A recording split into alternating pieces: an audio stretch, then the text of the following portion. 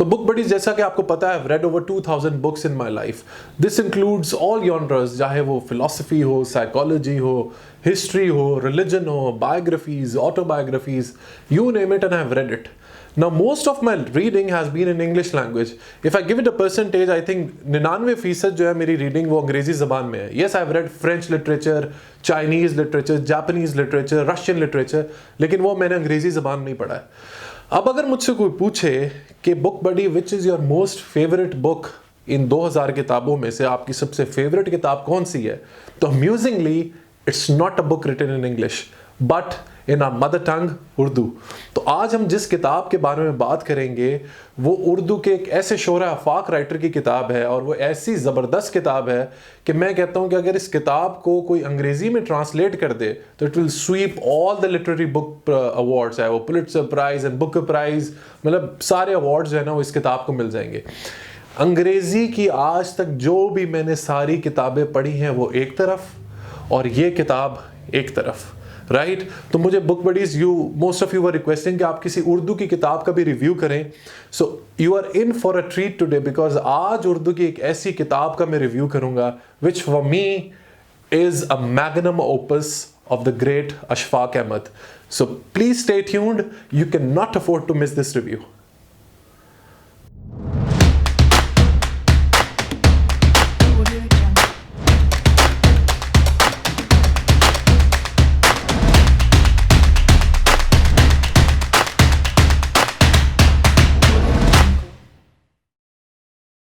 आज तक जो भी मैंने बुक रिव्यूज़ किए हैं they are like a walk in the park. मैं किताब पढ़ता हूँ, उसका रिव्यू तैयार करता हूँ, वीडियो शूट करता हूँ, एडिट करता हूँ and then just post it.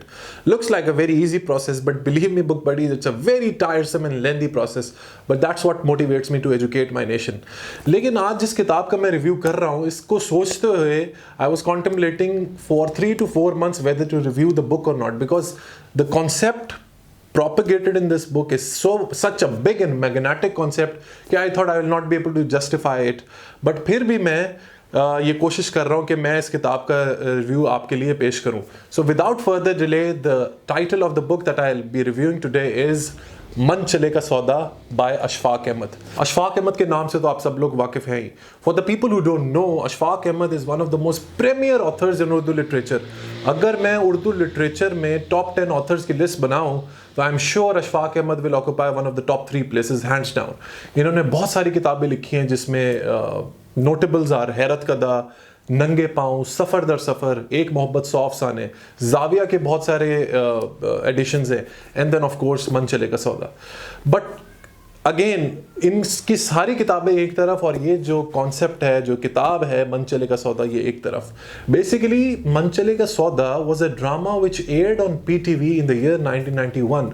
1991 में ये ड्रामा नशर हुआ था पीटीवी पे, जिसमें स्टार कास्ट में शामिल थे फिरदौस जमाल एंड क़याम सरहदी, एंड माइंड ब्लोइंग एक्टिंग की इन दोनों ने, at par with Bollywood and Hollywood greats. तो अगर आपके पास किताब पढ़ने का टाइम नहीं है तो of course you can review the drama और you can view the drama on YouTube. But आज मैं इस किताब का रिव्यू प्रेजेंट कर रहा हूँ, so you'll have an idea कि ये किताब की मैं तारीफ इतनी कर क्यों रहा हूँ. So the main idea or the main gist or the main essence या इस किताब की जो रूह है वो इस किताब का कॉन्सेप्ट है. So let's look at what the concept of the book is. So like I said कि इस किताब की जो रूह है वो इसका कॉन्सेप्ट है. आप कॉन्सेप्ट को प्लीज जरा गौर से समझिएगा. मन चले का सौदा is an amalgamation, is a blend of Sufism, तसव्वुफ and science. अब अगर मैं इसको उर्दू ज़बान में ट्रांसलेट करूं तो वेरी सिंपली ये इम्तजाज है सूफिज़म का, तसव्वुफ का और साइंस का. इस पूरी किताब में इन तीनों चीज़ों का कनेक्शन बहुत स्ट्रॉन्ग दिखाया गया. तो अशफाक अहमद साहब इस किताब में ये कहते हैं कि अगर आपने सूफिज़म और तसव्वुफ में नेक्स्ट लेवल पे जाना है, अल्लाह के करीब जाना है, तो वो साइंस के थ्रू जाना पड़ेगा. Isn't it amazing? I think most of you might not have heard this concept कि अगर आपने अल्लाह के करीब होना है, आपने तसव्वुफ में आगे जाना है, आपने सूफिज़म में आगे जाना है, तो वो साइंस के थ्रू जाना पड़ेगा. और मज़े की बात ये कि वो जो मॉडर्न फिजिक्स के स्टॉलवर्ड्स हैं उनको किस नाम से बुलाते हैं. फॉर एग्जाम्पल वो कहता है बाबा रथरफोर्ड, साई मैक्स प्लैंक, साई Albert Einstein. This is the sort of degree और this is the sort of respect that he is giving to the modern physicist. तो वो यही कहता है कि एक सूफी और एक साइंसदान का रास्ता एक ही है, और वो रास्ता क्या है कि he wants to define what reality is, right? That's what the concept of the book is. वो ये कहता है कि अब आजकल की दुनिया में सूफीज़म और तसव्वुफ जो है वो साइंस में ढलते जा रहे हैं। तो अगर आपने कायनात के राज को समझना है, अगर आपने अपनी ज़िंदगी के राज को समझना है, अगर आपने समझना है कि इस कायनात की, इस रूह की, आपकी ज़िंदगी की रियलिटी क्या है, तो वो साइंस और स्पेशली क्वांटम फिजिक्स के थ्रू समझी जाएगी, राइट? मैं तो आई कैन बेट इट कि दुनिया में किसी किताब में, I've read so many books and I can bet it कि दुनिया की किसी किताब में इतना पावरफुल कॉन्सेप्ट किसी ने बयान नहीं किया होगा जहाँ पे उसने ब्लेंड कर दिया है सूफीज़म को, तसव्वुफ को और साइंस को। और साइंस भी कौन सी, कोई मामूली साइंस नहीं, क्वांटम फिजिक्स। तो अशफाक अहमद साहब ने यह फरमाया है कि क्वांटम फिजिक्स ने हमें हकीकत के बारे में जो बताया है, रियलिटी के बारे में जो बताया है, उसे छुआ या महसूस नहीं किया जा सकता। He even goes to the extent and says कि physics in its highest state blends into metaphysics। Further उसने ये बताया कि क्वांटम फिजिक्स में जो साइंसदान है वो मौजूद और लामौजूद को समझते हैं, बीइंग और नॉट बीइंग। सिमिलरली सूफीज का भी ये फेवरेट टॉपिक है, बीइंग एंड नॉट बीइंग, मौजूद और लामौजूद की समझ। तो इस कॉन्सेप्ट के बेसिस पे ये पूरी कहानी जो है ये बुनी गई है। और वो यही कहता है कि इस मॉडर्न ज़माने में अगर आपने अल्लाह की कुर्बत हासिल करनी है तो वो किसी तस्बीह पढ़ के नहीं, वो साइंस के रूट से जाना पड़ेगा। What a beautiful and magnanimous concept. Now let's look at the story. इस किताब की स्टोरी क्या है? Because the story is also very interesting. So let's have a look at what the story is.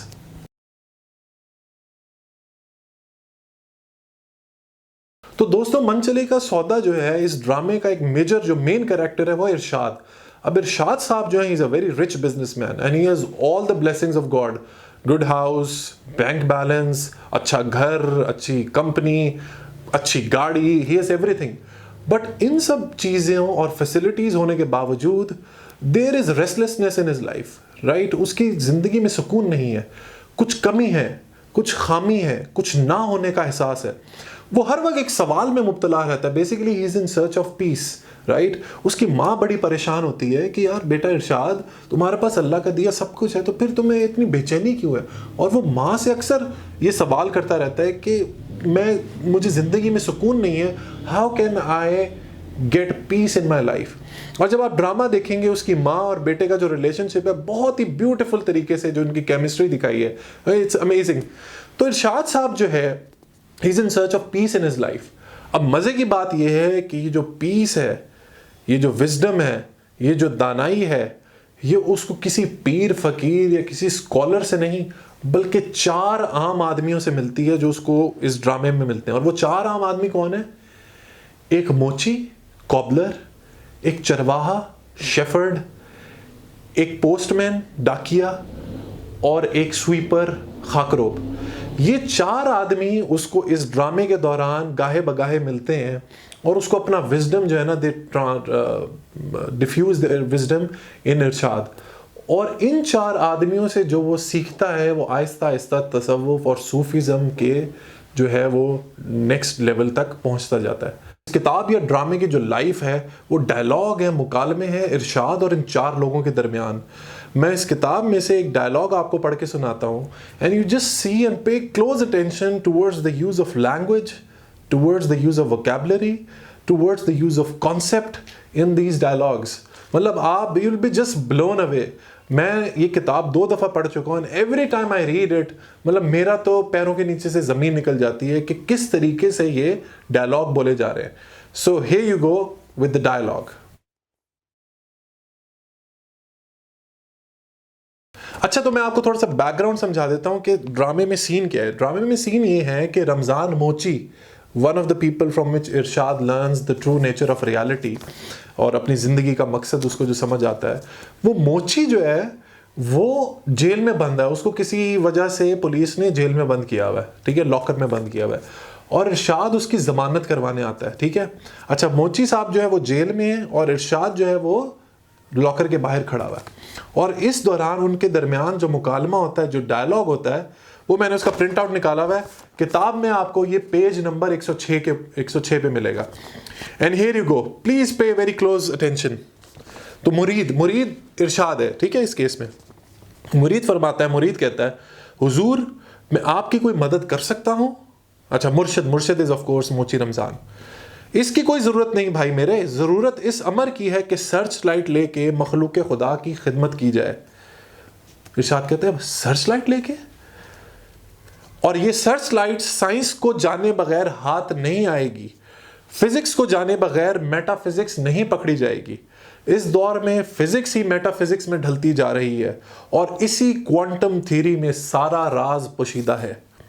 Quantum physics, Irshad कहता है, quantum physics. And then Ramzan explains, ओ भाई मेरे, क्वांटम फिजिक्स को जाने बिना और फोटोन की कैफियत समझे बगैर हज़रत गौसुल आज़म अब्दुल कादिर जिलानी दस्तगीर रहमतुल्लाह अलैह के ये इसरार कैसे समझ में आ जाएगा कि मुवाहिद जब मकाम तौहीद पर पहुंचता है तो ना मुवाहिद रहता है ना तौहीद, न वाहिद ना बिस्यार, न आबिद ना माबूद, न हस्ती ना नेस्ती, न सिफत ना मौसूफ, न ज़ाहिर ना बातिन, न मंजिल ना मुकाम, ना कुफर ना इस्लाम, ना काफिर ना मुसलमान। ओ मेरे भाई, एट सब atomic level, and now this is Ramzan मोची स्पीकिंग, ओ मेरे भाई, एट सब atomic level matter does not exist with certainty but rather shows tendencies to exist. This is why particles can be waves at the same times. ना वाहिद ना बिस्यार, ना हस्ती ना नेस्ती, ना मंजिल ना मुकाम। साबित हो गया भाईजान, साबित हो गया कि हम किसी भी एटॉमिक इवेंट को यकीन के साथ नहीं कह सकते, बस ये गुमान कर सकते हैं कि ऐसा हो सकता है। तो फिर आगे उसकी मर्जी भाईजान, अल्लाह की मर्जी। एंड देन इरशाद सेज, जी हुजूर मैं तो सिर्फ बातिन के सफ़र में इंटरेस्टेड हूँ। एंड देन रमज़ान सेज, बातिन का सफ़र? साईं बनने का इरादा है क्या? वो कहता है सूफ़ी? वो कहता है जी जनाब। एंड देन रमज़ान सेज, तो फिर साइंस के समंदर से गुजर कर आना पड़ेगा भाईजान, अब रास्ता बदल गया है, सिर्फ उधर की लहरों में हलचल है, समझे कुछ? मुरीद, जी जनाब, कुछ। And then Ramzan says, science के टीचर ना बन जाना, साइंस के साधु बनना, साईं मैक्स प्लैंक की तरह, साईं नील्स बोहर की तरह, बाबा रथरफोर्ड की तरह और साईं आइंस्टाइन की तरह। तुम पर जमाने के बातिन अपने आप आश्कार होने लगेंगे, टाइम एंड स्पेस दोनों हाथ आ जाएगा। और अगर तुम ये समझते हो कि आसानी से हासिल हो सकता है तो ऐसा नहीं है। Just imagine the quality of literature. मैं कहता हूं ये सारे Robin Sharmas of the world हैं, ये सारे Tom Peters of the world, ये सारे Seth Godins of the world, ये सारे Brian Tracys of the world, क्या उनका मुकाम है इस लिटरेचर के सामने? I mean he absolutely kills and belittles the entire literature fraternity. Maybe I am too much obsessed with what he has written, but आपने ये पढ़ा और आपने ये सुना कि ये किस लेवल की बातें हो रही हैं। And that is why I से कि मन चले का सौदा is a class apart. I will strongly recommend कि आप लोग, चाहे वो आप अंग्रेजी पढ़ने के आप जितने मर्जी शौकीन हो, उर्दू की ये किताब आपने लाजमी पढ़नी है। It will just blow away your mind. The book review as much as I can. मैंने बहुत कोशिश की। It was a very difficult task to understand Sufism, तसव्वुफ एंड क्वांटम फिजिक्स। आप इनको आइसोलेशन में तो समझ सकते हैं, बट जब इन तीनों का कनेक्शन हो, it really becomes a big task. So please give me your feedback, how did you find the review? And I will strongly recommend anyone from the age of 15 all the way till the age of 70 and 80. This book is a must read. अगर आपकी library है, ये किताब अगर आपकी library में नहीं है तो आपकी लाइब्रेरी मीनिंगलेस है, राइट? तो आप इस किताब को ख़रीदें, इस किताब को पढ़ें, एंड आई नो कि आपका ज़िंदगी में पर्सपेक्टिव ज़रूर चेंज होगा और आपको ऐसी ऐसी बातें पता लगेंगी which you might not have been aware of before. So that was what मन चले का सौदा was all about. And I want to thank Ashfaq Ahmed. He's not anymore with us. लेकिन अशफाक अहमद की मैंने और भी किताबें पढ़ी हैं, जाविया and हैरत कदा. They are also class apart. But for me, this मन चले का सौदा is something else. So that's all book buddies for today. Don't forget to subscribe to my YouTube channel. And once you do that, you do enter my monthly competition in which I award book for the most active follower on my YouTube channel.